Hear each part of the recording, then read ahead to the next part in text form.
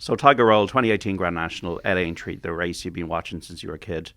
How I remember Tony McCoy talking about don't push it when you won it, and he felt early on in the race, oh, this fella's got a chance here. Did you feel that with Tiger Roll? Oh, we're getting to rhythm here early. Yeah, I felt that it was chancy enough with him because of the way he jumped. I didn't think he'd jump around, to be honest. I thought the fences would take its toll on him, but I did feel that, we were gone and we were gone over Beecher's Brook, and he'd get a bit low, little bit lower at some, and then you'd be saying, oh geez, if this fella doesn't lift up his legs now, I'm going to be standing beside him on the ground. And all of a sudden then he'd meet a fence and up he'd come. Like, he was very aware. He's a shocking bright horse. A nimble horse. Not so nimble, only that he was aware of how much he could get away with. And when he'd have to lift him, give a little bit more effort to jumping, but the running, like his running style, he was always running forward into the bridle for me. Now, the first year, it was pretty straightforward because he had only cheap pieces on, but the second year when he had blinkers on, he was free, he was he tanked with me everywhere. Now, I mean running away. And what I was afraid of the second year was that he was overdoing it. But the first year he was just lovely on the bridle, like a normal race. It was just, I could go wherever I wanted to go, and the further the race progressed, the easier he was going, and the easier it was for him. And without asking for any effort, I was getting closer to the front of the pack. And even when in the position I was in, other horses around me seemed to be, I was bossing the part of the race I was in. I was boss of that area. I could do whatever I wanted to do. All I had to do was keep him straight and keep him off the ground. Are you thinking about it then? Are you thinking about, I'm going to win the Grand National here? No, I've learnt that lesson. Anytime that has happened to me in a race, anytime that has happened to me, that I feel I'm going to win, it never transcribes that. It's more about the process then. Yeah, it was all about concentrating on me on every jump and just basically enjoying myself, to be honest. Yeah. So there's a horse called Pleasant Company, trained by William Mullins, flies at the finish, nearly catches you, goes to a photo finish. You didn't know you'd won. Yeah, that was I'd say now I could still be, I'd be in the Irish Sea, I'd say, because I knew there was something coming, and I knew it was coming fast. I didn't know what it was, but geez, if I'd lost the Grand National, it would have been a tough one, and luckily I didn't. So he came flying, it was like I was standing still when he passed me at the line, and I was afraid of my life. I didn't know where the line was, because there isn't actually a physical line. Like, it's just a doll that you're aiming for, and look, you know where the winning post is, but you're kind of just pushing towards that. And I was pushing. It was like he wasn't stopping, but he just wasn't going any quicker. He wasn't picking up and going. He was just plugging on, like he was just plugging on to one spot, and he was giving me enough without giving me everything. I knew he was minding himself, because I do feel that he was gawking at the water jump. Once I turned the elbow, he started looking at the water jump, and he was just looking at it, and we got by it then, and I don't know whether he thought he was past the line or what he felt he had enough done anyway. But just as we came to the line, then the other horse just passed me. And as you could imagine, I'm up his neck, pushing, and I could see this horse just go whoosh by me, and I didn't know where the line was. So everybody was telling me I held on, and then I just wanted to empty my mind. I didn't want any negative or positive thoughts, because I didn't want to build myself up for the fall, and I didn't want to be negative, in where I just needed to stay level. So I emptied my mind completely of any thought. I had no thought in my head. I was looking straight out. I was just loosening the girth, putting a bit of water on him, making sure he was okay. And then I had to check my number, because I didn't know what number I was. And then when my number was called, and I just realised that I'd won the race that I had all my life like my whole life, from when I was 5 or 6 or maybe a bit older. I suppose Finn and Lily's age now, 9 or 10. Like, we're going out cutting the grass, building the fences, and as you see in the Grand National, they kick the top off them. You know, the spruce goes flying, and you could imagine the piles of grass cut, and we just flick the top off them. And like, I've dreamt about it. I've won. I won on party politics. I've won on all them horses. I've ridden them all. Haven't taken it up until after the Elbow, and all of a sudden, here I am in the moment. Like, it was very surreal, to be honest.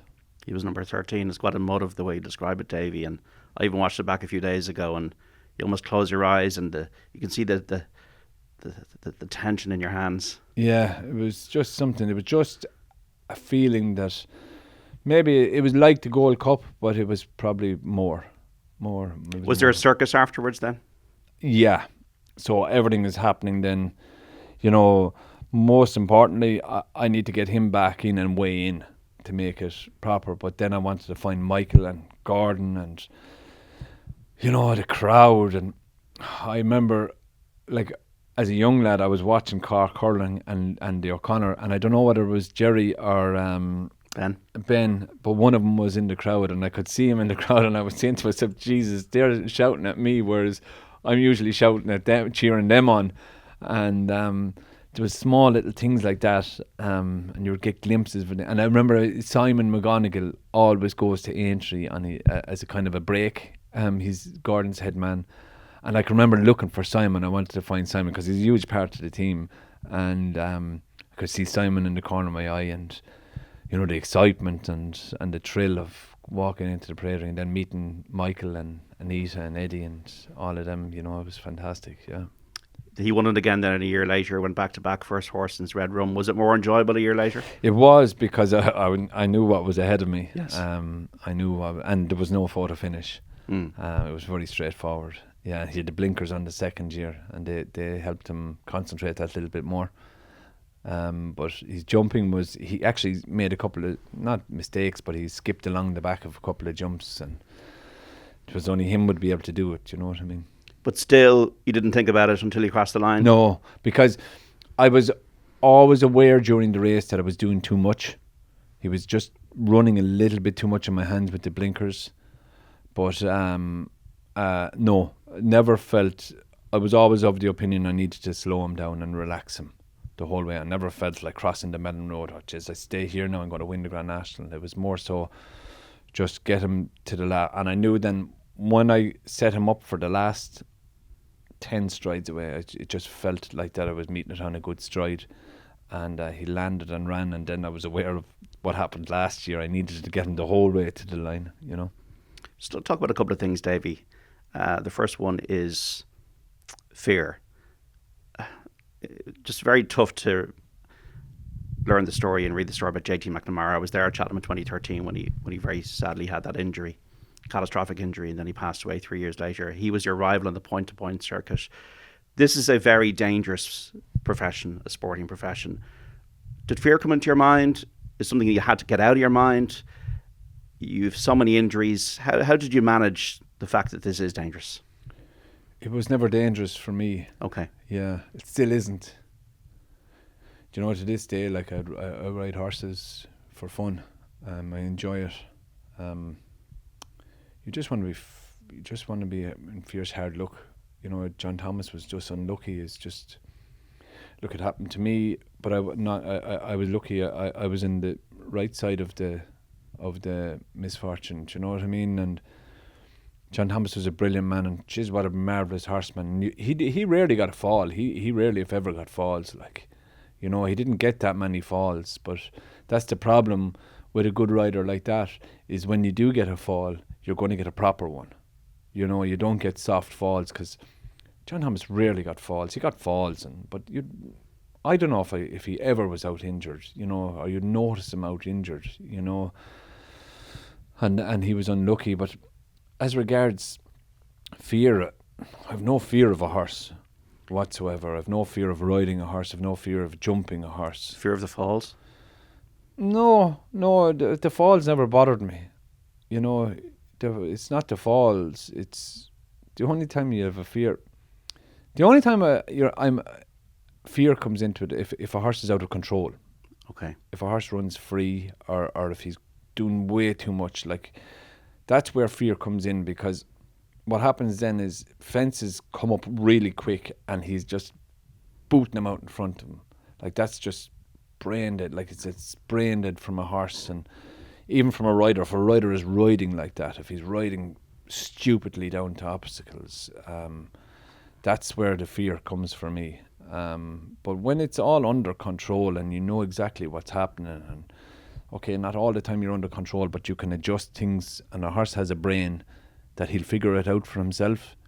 It's the horse with no brain you'd get a fright off of. Could you pull them up, or is it even too difficult? Well, to pull them up? you can pull them up, because it's your job is to get them from A to B to try and win the race, and pulling them up is not going to teach them. So if it's not happening, you have to teach them to make it happen the next day, because you're going to ride them again, and you can't just keep going out doing the same thing. So if you're not helping the horse to learn, then he's not going to learn and he's not going to win, and it's pointless him being in training, him being a racehorse. So you have to teach him, and a lot of the time they figure it out. Okay. They will figure it out, and they'll figure out that it's easier to do it. There's easier ways of doing it, So what's the body gone through? How many injuries? What's the catalogue of injuries? Oh, Jeannie, I never really counted, but a lot. From pretty much my feet to my top of my head. You broke your neck. I broke my neck, my face, Punctured lung. my lungs, my shoulders, my arms, my backside. Broken legs. I've broken vertebrae down low. I've bruised my heart. Teeth, very little. My teeth are my own. My legs. My ankles, I've dislocated my ankles, my hands, dislocated my thumbs. Them bones across the back of my hand, I've pretty much broken all of them. Both collarbones, eye sockets, cheekbones. Pretty much everything, my toes. And the simplest things of hitting a railing, do you know what I mean? That's how you break your toe, do you know what I mean? So, my shin, both my fibia and tibia on both sides. I've dislocated both ankles. My wrist, I just get an awful lot of problem with my wrists. I've steel in both arms. Nothing hugely major. Do you have a lot of residual pain? You get used to it. Your first break, you would see the blood drain from your face, that's sore. But I was lucky enough, I broke my collarbone when I was small, when I was younger, and it just, I don't know. I don't know. Sometimes, even when you don't break something, can be sorer than an actual break, like a good kicking now. When you get booted down in front of, 4 or 5 horses might catch you. They can be sore, like if stitches all over my face. My teeth came out through my gum. Things like that can be sore, do you know what I mean? But you seem to... Are you not walking around now, though, with a little affliction here or there all the time? No? Not really. No? No, I'm happy enough. Did you get used to the pain? Did you get immune to it? You get used to it, yeah. Yeah, you get used to it. You lie in, once you don't move... Look, the beauty of our sport is that they're on us within seconds. And if you have a broken bone, someone gets you within seconds, they give you a painkiller, and it's discomfort more so than that. We have access to the best surgeons in the world, basically, especially the guys that looked after me. I had Tygo Shea and not Tygo Shea, Tygo Sullivan was brilliant to me. Paddy, the surgeon up in Dublin. I know his name, but... Yeah, actually, sorry. Paddy, he knows who he is. And Adrian McGoldrick and his people.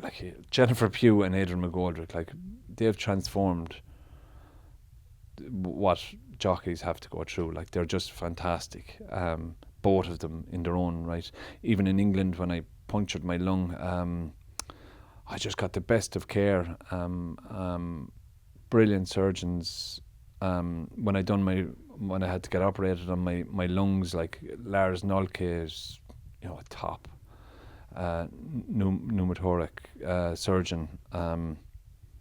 Like, it's just, so you get over it and you move on, and we're just very well looked after. Is everything you've said about your body and what you went through as a jockey reflective of this being an addiction and obsession? Yeah, but I don't want to do anything else. I can't really do anything else. Okay. So, like, you get over it fairly fast when you want to do it, and I really, really wanted to do it. There was nothing else I wanted to do when you ride horses. Was it the riding of the horse or was the winning? Bit of both. It was started with the riding of the horse, but the winning is definitely a bonus. And then there's a check at the end of the month, and it wasn't even the money. It was the comfort of knowing that you were getting paid. Do you know what I mean? But basically, you do it without the money if you had to. But really, we deserve every penny we get. Absolutely, Yeah. you do. You talk about the fun of being a rider. The wasting part, was that less fun? Yeah, there's zero fun in that now. Is that the worst part? Yes, without doubt. I'd take all the injuries all over again, but the wasting. So maybe kind of chronicle that for us. What would be a normal week? Early in my career, I was worse. I just felt I had to be. Like, I was 9:13 one day in Limerick, and to be honest, like, I was fit for nothing, so I wasn't eating and I was sweating really hard, both in the bath and in the sauna. And then when I did eat, I ate rubbish because Chocolate or I needed the rush. crisps. I was just so flat. Like, it's like someone, they just you get drained and you get a bit of sugar into your system and you go again, but I was getting drained rock bottom, and it's the actual weight of the food that I was worried about. So I couldn't sit down and eat a plate of spuds and steak because it was heavier than an actual bar of chocolate. So it wasn't the calories. The calories didn't bother, were of no significance because you'd work them off so fast. But it was the actual weight. So if I was doing really light, and say I was doing 10.9 or something, or 10.7 or 10.6, and I was doing 12 stone for the rest of the day, I could drink a bottle of water, and the weight of the bottle of water would transfer onto the scales for the rest of the day. So I could be 9.6 stripped, I'd drink a bottle of water, and the weight of the bottle of water would just add on to the scales. And that's how I used to live my life early on. I would just starve myself, sweat it out, then eat rubbish, and then it was just up and down all week long. And the problem with Ireland is, like, you get Monday and Tuesday off, maybe Wednesday off from racing, and then you race Thursday, and then there's no racing Friday, and you've Saturday and Sunday then to get back down again, and it was just kind of up and down. What's your natural weight? Which is, I don't know, I'm heavy now. I'd say I'm 13 stone, I'd say. Okay. Yeah, I'm all at 13 stone, I'd say, yeah. So a couple of boiled eggs maybe sorted you out then later in your career? Yeah, it got easier. It definitely got easier when I started eating more, but eating the correct things. Yes. And my weight rose a little bit, and so I was comfortable to do, where sometimes I used to struggle to do 10.10. I used to do 10.10 quite easy when I was eating that little bit more, not wasting as much, and eating better food, basically. Yeah. When you're in the early part of your career and you're not eating well and you're wasting, does it affect you in the finish? Does it affect your strength in a race?